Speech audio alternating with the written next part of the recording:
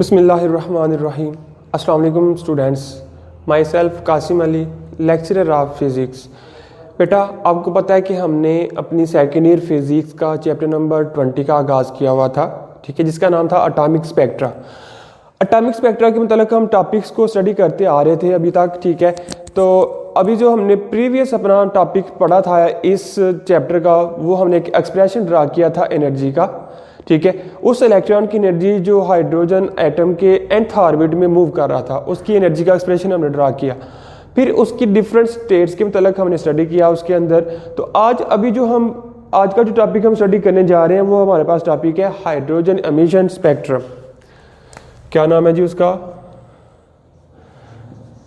Hydrogen emission spectrum.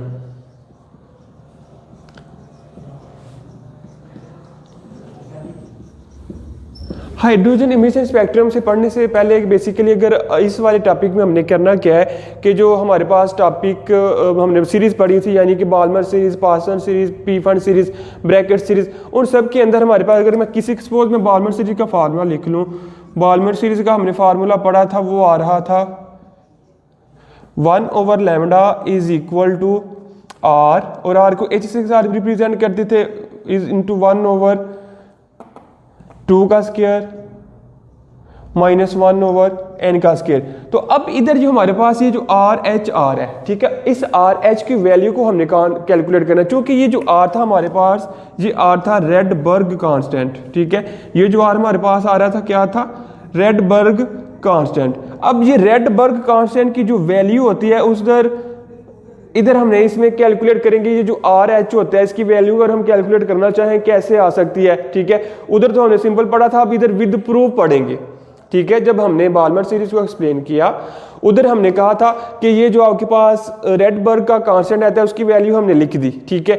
जो value मैं अगर अभी भी लिखूं तो वैल्यू हमारे पास होती है 1.097 इंटू 10 की पावर माइनस क्या होती है, 1 इंटू 10 की पावर 7 पर मीटर, ये वैल्यू इसकी आती है, ठीक है। और ये वैल्यू हमने उधर पढ़ ली हुई थी, लेकिन ये वैल्यू आती कैसे है, ठीक है, विद प्रूफ, ठीक है, विद कैलकुलेशन हमने ये वाली वैल्यूज को अब इस हाइड्रोजन एमिशन स्पेक्ट्रम में हमने ड्रा करना है। ठीक हो गया स्टूडेंट्स? तो चलते हैं, हम स्टार्ट करता हूं अपना लेक्चर, ठीक है। समझ आ गया आपको कि हमने इस वाले टॉपिक में क्या करना है, क्या प्रूव करना है, क्या स्टडी करना है।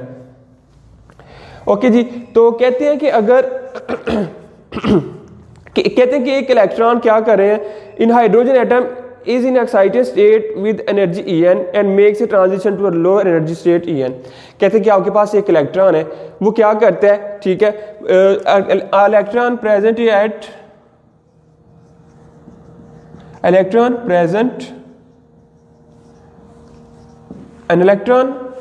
एट एक्साइटेड स्टेट,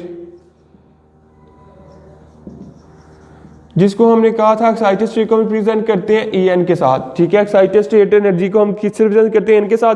फिर उसने क्या किया? ट्रांजिशन की, makes an transition to lower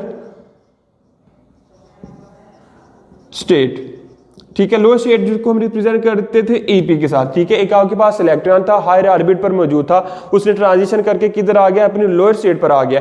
तो लोअर स्टेट पर आने के लिए हमने जो कहा था कि आपके पास जो हम रिप्रेजेंट करते हैं एक्साइटेड स्टेट को En के साथ, लोअर स्टेट को रिप्रेजेंट करते हैं EP के साथ।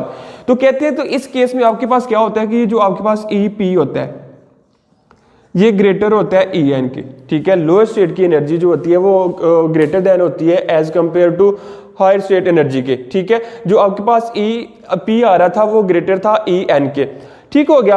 अब अगर हम देखें टोटल एनर्जी उधर भी हमने कैलकुलेट की थी अपने लास्ट वाली प्रीवियस टॉपिक में। तो वो कह रहा था कि जब एनर्जी ऑफ, जो हमने कहा था कि जब एक इलेक्ट्रॉन होता है वो क्या करता है कि ट्रांजिशन करता है from higher level to lower level, तो आपके पास एक फोटॉन इमिट हो जाता है उधर।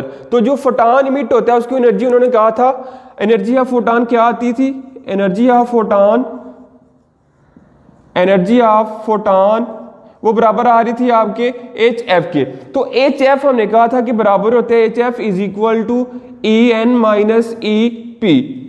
H F is equal to E N minus E P हमने निकाला था। तो जो इधर ई एन आपके पास आता है वो बराबर होता है minus E naught over N square के, और जबकि जो ई पी आपके पास आता है वो आपके पास आता है minus E naught over P का स्क्वायर। ठीक हो गया स्टूडेंट्स, ये आपके पास दोनों फार्मूलाज आ गए। एक ई एन के लिए हमने फार्मूला ड्राइव कर लिया, दूसरा ई पी के लिए हमने फार्मूला ड्राइव कर लिया। तो अब स्टूडेंट क्या करना है आपने कि ई एन की वैल्यू इधर से ई पी की वैल्यू आपने इधर ये वाले फार्मूले में पुट कर देनी है। आपके पास जो एच एफ बन रहा है, H F is equal to E N की जगह आ जाएगा minus E naught divided by N का स्क्वायर, फिर माइनस ये वाला, और ये आपके पास ई पी की जगह इधर आ जाएगा minus E naught over P का स्क्वायर। ये आपने वैल्यूज को पुट किया, ठीक है। तो वैल्यूज को पुट करने के बाद अगर आप देखें तो वैल्यूज को पुट करने के बाद अगर आप देखें तो आपके पास जो आंसर आ रहा है ये वाला, इसमें ई नॉट इधर भी मौजूद है, ई नॉट इधर भी मौजूद है। तो आपने क्या करना है, सिंपल ई नॉट को कॉमन ले ले, E F is equal to E naught common, ठीक हो गया। अब इधर कह रहा है कि minus one over N square, अब ये देखें माइनस माइनस क्या हो जाएगा प्लस वन ओवर पी का स्क्वायर, ठीक हो गया स्टूडेंट्स। तो अब आपने क्या करना है, प्लस वाली रकम को पहले लिख लें और माइनस वाली रकम को आप बाद में लिख लें। H F is equal to E naught one over P का square minus one over N का स्क्वायर। ये था आपके पास एच एफ का आंसर आया। लेकिन स्टूडेंट हमने कैलकुलेट करना था इधर बार्मर सीरीज, हमने जो सीरीज पढ़ी थी लास्ट वाले प्रीवियस टॉपिक्स में, उन सीरीज के अकॉर्डिंग हमने आर एच या आर की वैल्यू निकालनी थी जो कि रेडबर्ग कांस्टेंट था।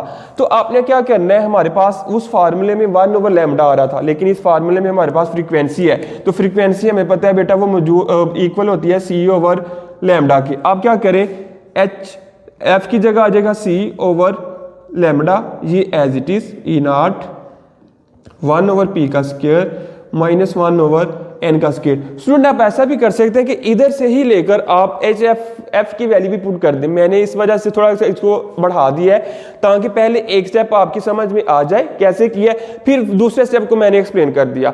अब क्या करना है आपने, एच से इधर मल्टीप्लाई ऊपर है ओवर के इधर जाके डिवाइड हो जाएगा, one over lambda is equal to E naught divided by H C into one over P का square minus one over N का स्क्वायर। और एक बात आपने स्टूडेंट्स याद रखनी है, जो आपके पास रेडबर्ग कांस्टेंट है आर एच, ठीक है, ये बराबर होता है E naught over H C के। तो आपने क्या करना है, E naught over H C की जगह आर पुट कर देना है, one over lambda is equal to R H into one over P का square minus one over N का स्क्वायर। ये आपके पास आ जाएगी सीरीज का आंसर जनरल फॉर्म में, ठीक है। अभी हमने कुछ भी नहीं किया, सिर्फ जनरल फॉर्म में इसका आंसर निकालना है।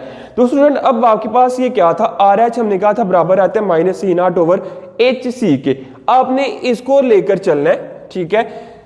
जो आपके पास आया था R H is equal to E naught over H C के। तो ई नॉट की वैल्यू स्टूडेंट हम कैलकुलेट कर चुके थे पीछे वाली प्रीवियस अपनी वीडियो में या प्रीवियस अपने टॉपिक में।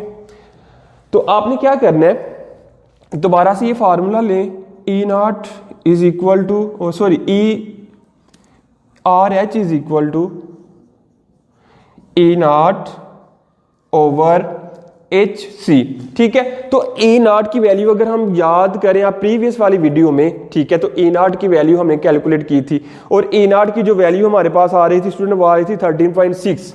कौन सी वैल्यू आ रही थी, आर एच क्या हो जाएगा 13.6 electron volt divided by H चूंकि प्लॉन्क्स का कांस्टेंट था वो भी हमें पता है, सी चूंकि स्पीड ऑफ लाइट है उसकी मतलब भी हमें इंफॉर्मेशन है। तो आप सिंपल वैल्यूज को पुट करें, आपके पास एच की वैल्यू आ जाएगी 6.63 इंटू 10 की पावर माइनस 34, ठीक है। साथ सी की वैल्यू आ रही थी, सी क्या आ रहा था 3 इंटू 10 की पावर 8, ठीक है स्टूडेंट्स। अब आपने क्या करना है, ये वैल्यूज आपने पुट कर ली। वैल्यूज पुट करने के बाद अगर आप देखें इनका, तो अब आपके पास इधर आ रहा था इलेक्ट्रॉन वोल्ट, तो इलेक्ट्रॉन वोल्ट की भी एक स्पेसिफिक वैल्यू होती है। आपने क्या करना है, इलेक्ट्रॉन वोल्ट की वैल्यू पुट करें 13.6 इलेक्ट्रॉन वोल्ट बराबर होता है 1.6 इंटू 10 की पावर माइनस 19 के। आपने पुट कर दी value same as it is. अगर इन नीचे वालों को मल्टीप्लाई करें, अगर आप ये इसको भी ऐसे एज इट इज आने दें 6.63 इंटू 10 की पावर माइनस 34 इंटू 3 इंटू 10 की पावर 8। तो अब स्टूडेंट आपने क्या करना है, ऊपर वाले को दोनों को मल्टीप्लाई करें, नीचे वाले दोनों को मल्टीप्लाई करें और फिर इनका आंसर जो आ रहा है दोनों का एक दूसरे के साथ इनको डिवाइड कर दें। तो डिवाइड करने के बाद स्टूडेंट जो आपके पास फाइनल आंसर आता है वो आता है आपके पास RH is equal to 0.974 into 10 की पावर 7 पर मीटर। ठीक है, पर मीटर। तो ये आपके पास जो वैल्यू आ गई RH की, जो कि हमारे पास क्या था, रेडबर्ग कांस्टेंट। तो this is the value of Rydberg constant. This is the proof of Rydberg constant. Rydberg constant proof value आपके पास आ गई किसकी, रेडबर्ग कांस्टेंट की।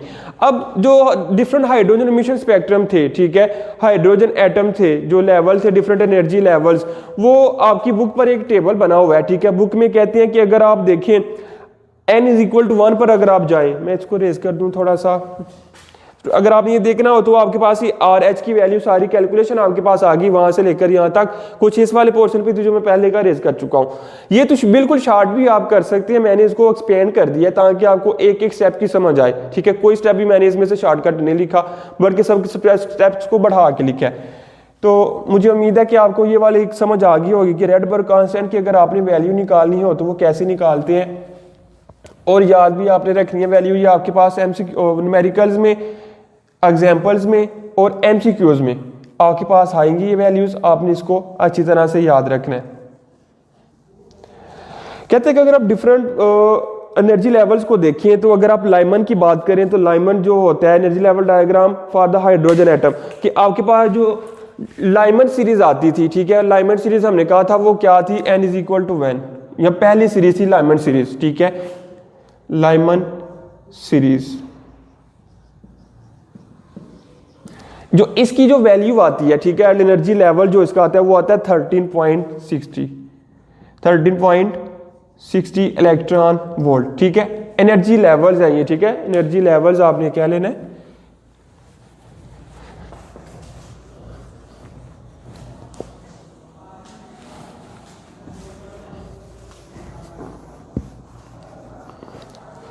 ठीक है, एनर्जी लेवल्स। ठीक है,